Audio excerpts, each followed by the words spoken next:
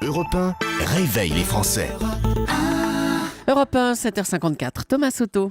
Il s'appelait Clayton Lockett, reconnu coupable du viol et du meurtre d'une jeune femme. Il avait été condamné à mort, mais son exécution, la semaine dernière, a tourné au calvaire aux États-Unis.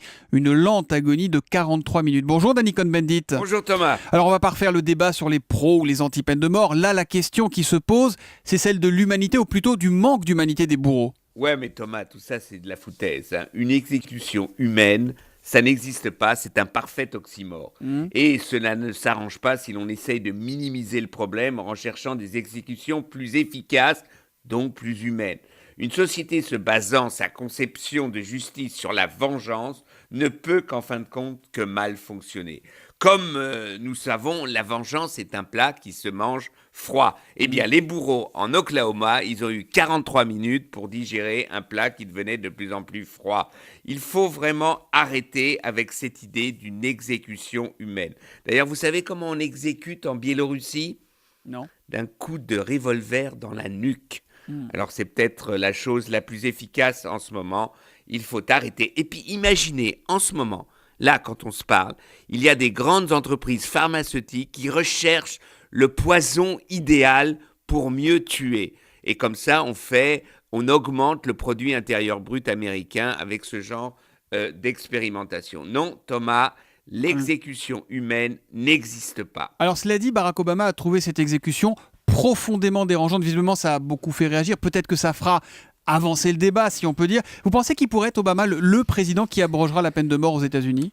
Non, je ne crois pas, parce que pour abroger la peine de mort comme cela, il devrait arriver à un changement de la Constitution américaine, et on voit le mal qu'il a à minimiser ou à réguler la vente d'armes, qui fait quand même des tas de morts chaque année. Non, je crois que si la peine de mort en Amérique est abrogée, c'est grâce à la Cour suprême, parce qu'il y a un paragraphe dans la suprême, la peine de mort ne doit pas être un supplice. Et donc, je crois que par là, peut-être qu'un jour, la Cour suprême interdira la peine de mort. C'est la seule solution que je vois, parce que de toute façon, tous les présidents américains élus, Barack Obama compris, Clinton compris, ont toujours défendu la peine de mort. Ouais. Ce qui est curieux, c'est que les États-Unis aujourd'hui ne pourraient pas rentrer dans l'Union européenne, Dany. Exactement. La charte des droits fondamentaux de l'Union européenne, adoptée le 7 décembre 2000, de l'an 2000, bannit à tout jamais la peine de mort.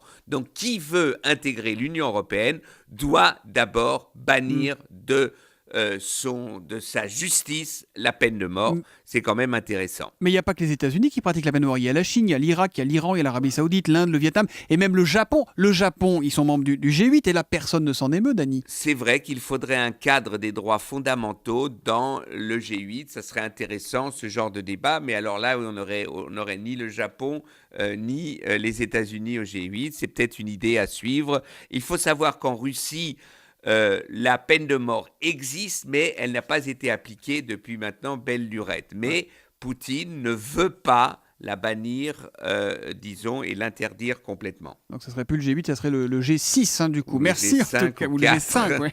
Merci Danny Cohn-Bendit. L'humeur de Dany, c'est tous les matins à 8h-5 sur Europe 1. À demain Dany. À demain. Bonne journée. Europe 1, 7h58, dans 2 minutes le journal.